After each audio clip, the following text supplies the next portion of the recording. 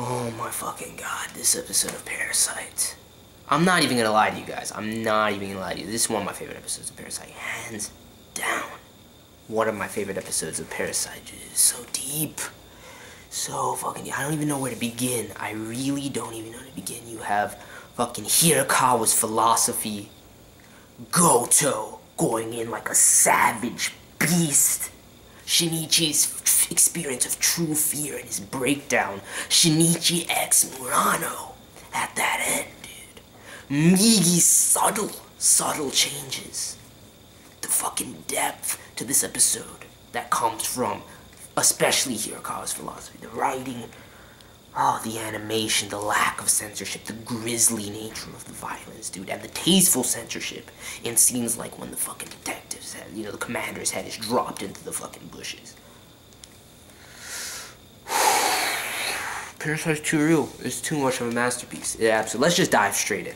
Let's dive. What do I want to start with? Hirokawa's philosophy. The depth of the writing and the nature of human nature being exposed in Hirokawa's words. When we find out that he's human in this episode, everything just fell into place for me. What Reiko was about to say, what GOTOU said last episode was like, you can get out of here, just go. I'm like, holy shit, dude. And what I respect Hirokawa. I'm not gonna lie to you guys. He might be a little bit warped, straight up, in his mentality and his desire for parasites to call the human race, but he's right in some of the things that he's exposing. I'm not gonna lie. I'm not gonna lie. Because what he says, we, humanity, are the true parasitic beasts. Our relationship to this planet is destroying it. Everything is catered towards us. And he's like, we have the most destructive capabilities. We're the most adept at murder. But we use it for the wrong purposes. We destroy everything for our benefit. All environmental preservation at this point is skewed towards humanity's benefit. We don't do anything in terms of benefiting the environment and trying to preserve it unless it fits in a plan with our preservation as well. We're willing to sacrifice every other organism for that at that expense. This is what Hirokawa basically supposed to. And while he takes it to a great extreme, and while he says that we should be using murder to call our own numbers because we're like a pollution at this point. We're a plague. We're parasitic beasts that are destroying this environment, and that the parasites, were organisms sent. Basically, they fit perfectly within the biosphere, is what he says, to maintain order. And while it's extremely, it's very extreme, it's kind of warped in his mentality, the things he is saying, they're true. It really got me thinking the philosophical nature of this series as a whole. Like when, everything Reiko was looking into, and honestly, Reiko's the head of this organization in my mind now. Because if you think about it, Hirokawa was just a human that Reiko was intrigued with in her, investigation into, the reconciliation between parasites and humanity. GOTOU was created by Reiko, even though he's fucking beasting everyone. I'll get into GOTOU in a second, dude. But I really respect the way Hirokawa went. He didn't run away from it. He believed what he believed, and he believed that it was the time to state, just lay everything out there before he went out. And you see the darkness of humanity and human nature in the last couple of episodes with this raid, killing fellow civilians, just mercilessly going in and, decimating, exterminating the parasites. You see the ruthless nature of it. And Hirokawa wants that exposed and laid out on the table, even though he is a bit crazy. I'm not gonna lie. Just the depth of his dialogue. What GOTOU says to the Scar, commander before he finishes him off. He's like, what are you? What kind of crazy monster are you? He's like, I'm just an organism. He's like, what are human beings?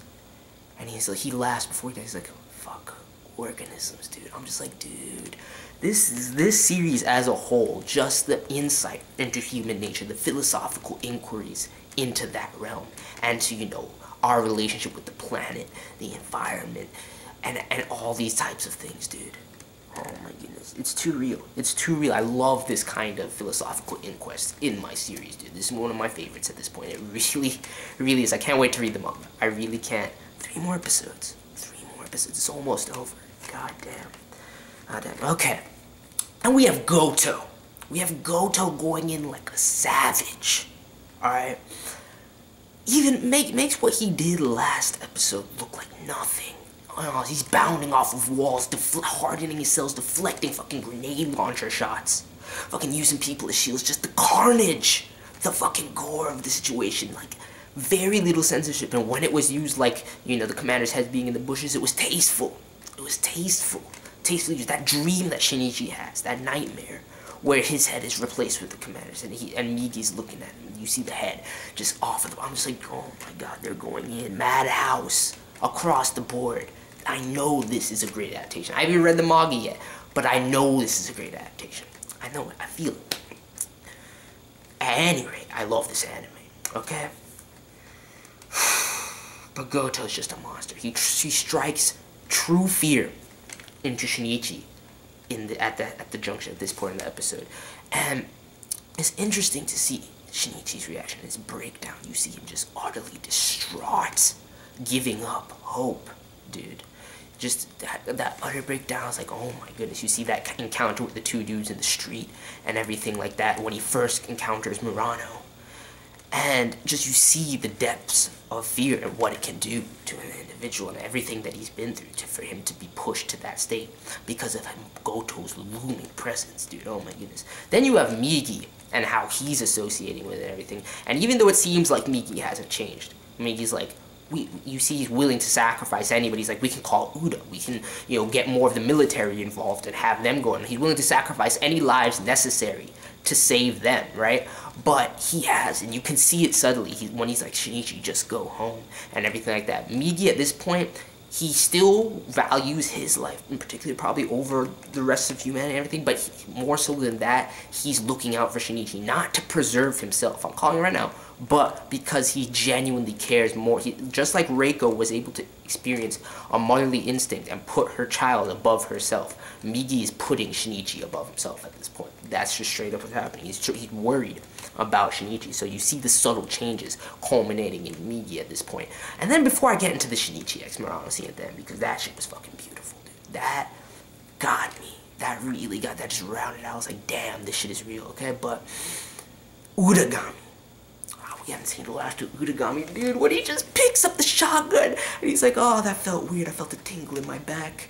I prefer knives, and he just shoots off that fucking detective's hand, dude. And he's like, oh yeah, if this parasite is anything like I think it is, he'll break the cord. I'll just follow him right out of here. Uragami's on the loose once again, dude. He's gonna fiend. Definitely gonna have his hands in the final conclusion of what's going on. Gotou versus Shinichi will, you know, Shinichi's not gonna run from Gotou anymore. After, you know, being basically inspired and reminded of that, you know, his will to live and, you know, his love for Murano at the end of this episode. Dude is going to confront Gotou. That's just gonna, I don't know how. They're gonna need some serious tactics. You saw the commander went right before he died. He's like, we should have brought the flamethrowers. God damn it, we should have brought the flamethrowers. I was dying. I was like, I told you, motherfuckers. Listen to my boy Shinichi. Migi told him the plan. Bring the flamethrowers.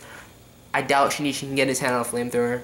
I don't know what kind of tactics they possibly can come up with. I see so many death flags placed on Shinichi's head at this point that I could very well see Shinichi dying by the end of this series. And it'd be a tragic end, potentially with, you know, Shinichi getting that ass, though, and having sex with Murano. She could be impregnated. That would be interesting. If that's the only way I see any sort of happy end kind of epilogue to the series. If Shinichi dies at the hands of Gotou or potentially Uragami is involved. No spoilers, please, no spoilers.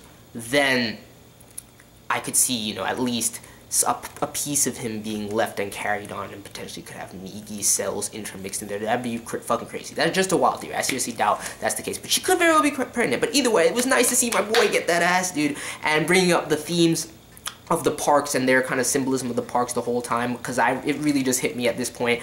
A lot of significant scenes at this point between Murano and Shinichi, and just in general with Shinichi, have occurred in parks throughout. So it was really interesting to get that connection, but that's neither here nor there, dude. I'm like, they actually gave me the fucking sex scene. Thank you, Madhouse, thank you. And you see Shinichi confess his love to Murano in this, like, flat out says it. We get a great, like, this is already building up to an amazing end. And just a perfect masterpiece of a series for me, regardless of what the conclusion is. Whether Shinichi survives and there's an epilogue with him and Murano, you know, living happily ever after. If both of them die, it could be a very dark, tragic, and who knows how it's gonna go. I mean, the manga readers know how it's gonna go. I don't want to be spoiled, but I love it too much. I love Parasite too much right now. It's gonna be so sad when this anime ends. I mean, granted, I can go read the manga, but it's been an amazing ride. It's too real. The writing, the depth, the philosophical nature of this series, just the straight out beastly savage nature of GOTOU and the rest of the Parasites, how they've been going in. You know, the body horror, the animation has been on point, the music with Rai. It's just an amazing. Madhouse knows how to do shit. That's all I can take away from this right now. Oh my goodness.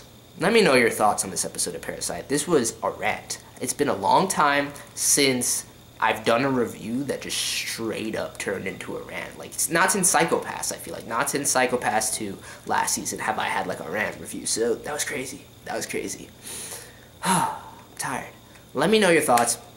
Just too much to dive into. So many things I want to continue to talk about. But I've rambled on enough. Let me know your thoughts. I'm out. Peace.